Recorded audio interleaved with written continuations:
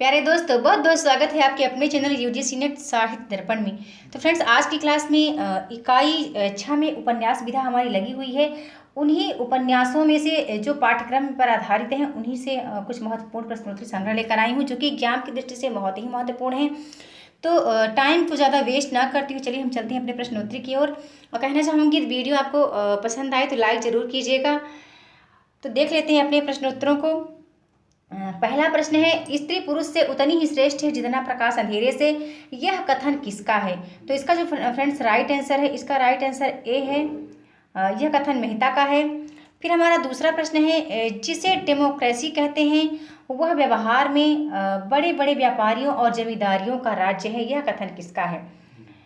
तो आपको पता है कि यह गोदान उपन्यास से लिया गया है, जो कि मुंशी प्रेमचंद्र जी का बहुत ही प्रसिद्ध उपन्यास है गोदान।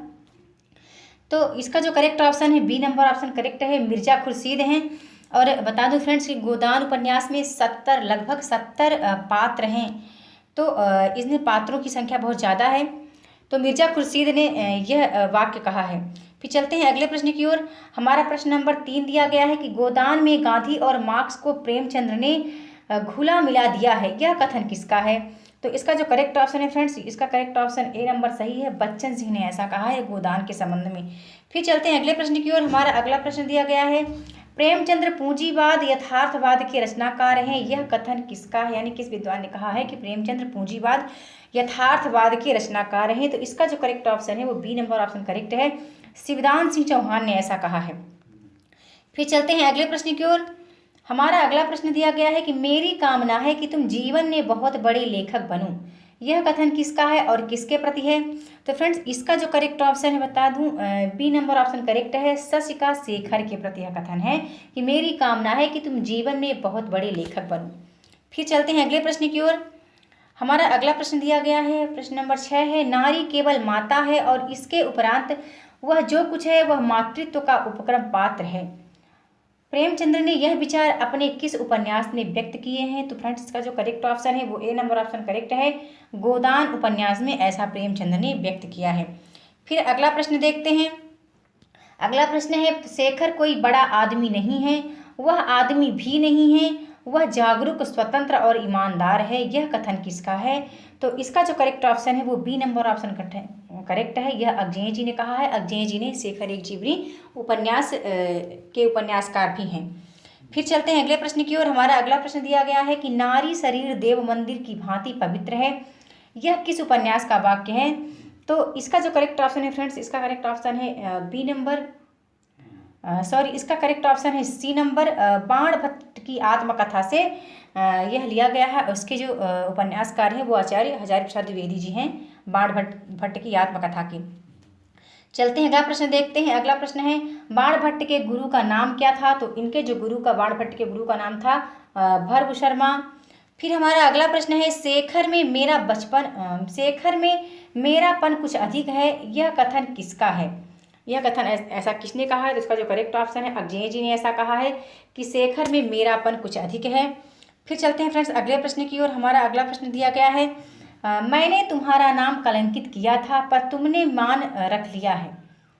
प्रश्न दिया गया है कि मैंने तुम्हारा नाम कलंकित किया था पर तुमने मेरा मान रख लिया, यह कथन किसका है? तो इसका जो करेक्ट ऑप्शन है फ्रेंड्स, इसका करेक्ट ऑप्शन बी नंबर सही है। निपुणिका ने बाण भट्ट से कहा है।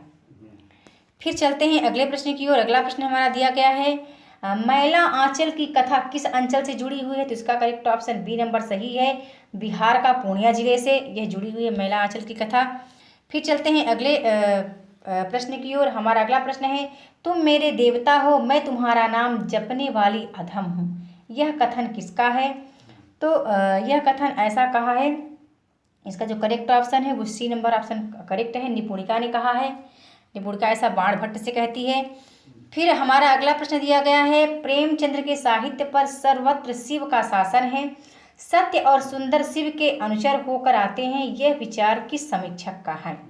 तो ऐसा कहा है प्रेमचंद्र के संबंध में डॉक्टर नगेंद्र ने कि प्रेमचंद्र के साहित्य पर सर्वत्र शिव का शासन है, सत्य और सुंदर शिव के अनुचर होकर आते हैं। फिर चलते हैं अगले प्रश्न की ओर। हमारा अगला प्रश्न दिया गया है कि प्रेमचंद शताब्दियों से पददलित, अपमानित और उपेक्षित कृषकों की आवाज़ थे। यह कथन किस विद्वान ने कहा है प्रेमचंद्र के संबंध में? तो फ्रेंड्स, इसका जो करेक्ट ऑप्शन है बी नंबर ऑप्शन करेक्ट है। आचार्य हजारी प्रसाद द्विवेदी ने ऐसा कहा है प्रेमचंद्र जी के संबंध में। फिर चलते हैं अगले प्रश्न की ओर। हमारा अगला प्रश्न दिया गया है कि विपन्नता के इस अथाह सागर में सुहाग ही वह तृण था जिसे पकड़े हुए वह सागर को पार कर रही थी। यह कथन गोदान के किस पात्र के लिए प्रेमचंद्र ने प्रस्तुत किया है? तो इसका जो करेक्ट ऑप्शन है वो ए नंबर ऑप्शन करेक्ट है। धनिया के लिए ऐसा कहा है, धनिया जो कि हूरी की पत्नी है। फिर चलते हैं अगले प्रश्न की ओर। प्रश्न दिया गया है मालती बाहर से तितली है और भीतर से मधुमक्खी। यह कथन प्रेमचंद्र जी ने कहकर क्या व्यंजित किया है? तो इसका जो करेक्ट ऑप्शन है बी नंबर ऑप्शन करेक्ट है। प्रेमचंद्र जी कहना चाहते हैं मालती के संबंध में कि मालती का बाहरी रूप रंग आकर्षक है और अंदर से वह बड़ी भली महिला है।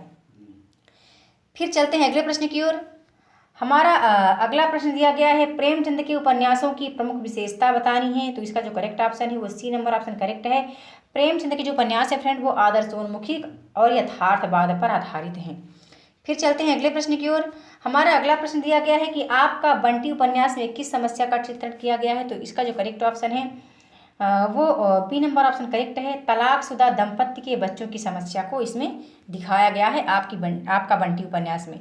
फिर हमारा अगला प्रश्न आता है प्रेमचंद्र की कफन कहानी में कौन सा पात्र नहीं है? यहाँ मिस्टेक हो गया, मुझे यहाँ उपन्यास से रिलेटेड क्वेश्चन लेना था पर मैंने ले लिया, फिर मैंने इसको कट भी नहीं किया फ्रेंड, तो कोई बात नहीं, चलिए देख लेते हैं। तो इसका जो करेक्ट ऑप्शन है वो डी नंबर ऑप्शन करेक्ट है। हरखू जो है प्रेमचंद की कथन कहानी का पात्र नहीं है, जबकि घीसू माधव बुधिया ये कफन कहानी के ही पात्र हैं। चलते हैं अगले प्रश्न की ओर। अगला प्रश्न है न्यूनिया हजारी प्रसाद द्विवेदी के किस उपन्यास की पात्र है? तो इसका जो करेक्ट ऑप्शन है friends C number option correct है, चार चंद्र लेख की। पर मैं आपको बताना चाहूँगी जो बाण भट्ट की आत्मकथा उपन्यास है उसमें भी निपुणिका को न्यूनिया नाम से कहीं कहीं उसका न्यूनिया नाम भी लिया जाता है, निपुणिका का जो निपुणिका पात्र है, ठीक है। तो यदि बाण भट्ट की आत्मकथा ऑप्शन ना होता तो हम इसको ही चूज करते, यदि ये ऑप्शन ना होता तब हम यहाँ बाण भट्ट की आत्मकथा ऑप्शन को चूज करते। तो इसलिए यहाँ पर हमारा जो करेक्ट ऑप्शन है वो सी नंबर ऑप्शन करेक्ट है, चार चंद्र लेख की पात्रा है न्यूनिया। फिर चलते हैं अगले प्रश्न की ओर। हमारा अगला प्रश्न दिया गया है निम्नलिखित उपन्यासों को कार्यक्रम के अनुसार हमें व्यवस्थित करना है। तो इसका करेक्ट ऑप्शन बी नंबर सही है। पहले आता है मैला आंचल, फिर वे दिन, फिर राग दरबारी और फिर तमस। फिर चलते हैं अगले प्रश्न की ओर। हमारा अगला प्रश्न दिया गया है पुजारी जैसे मूर्ख रसिकों से डरती तो न्यूनिया 8 से 6 वर्ष पहले ही मर गई होती। यहाँ न्यूनिया सियासी निपुणिका से ही है। यह कथन किसके प्रति है? तो फ्रेंड्स इसका जो करेक्ट ऑप्शन है बता दूं, इसका करेक्ट ऑप्शन ए नंबर सही है। निपुणिका बाण भट्ट से कहती है, निपुणिका का ही नाम इसमें न्यूनिया भी दिया गया है, ठीक है। चलते हैं अगले प्रश्न की ओर। अगला प्रश्न है शशि का विवाह हुआ था, यानी शशि का विवाह हुआ था किसके साथ हुआ था? तो इसका जो करेक्ट ऑप्शन है वो बी नंबर सही है, रामेश्वर के साथ हुआ था। जबकि शेखर इस पात्र का नायक है, शेखर एक जीवनी का।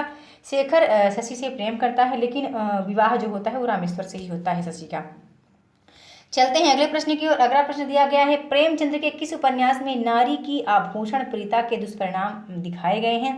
तो इसका जो करेक्ट ऑप्शन है फ्रेंड्स बता दूं, इसका करेक्ट ऑप्शन सी नंबर सही है। गबन उपन्यास में नारी की आभूषण प्रीता के दुष्परिणाम दिखाए गए हैं। तो हमने आज यहाँ कुछ महत्वपूर्ण उपन्यासों का अध्ययन किया है। प्रश्न बहुत कम थे लेकिन इम्पॉर्टेंट भी बहुत हैं। तो प्लीज़ आप कमेंट करके मुझे ज़रूर बताना कि आपको आज की वीडियो कैसी लगी। वीडियो देखने के लिए बहुत बहुत धन्यवाद।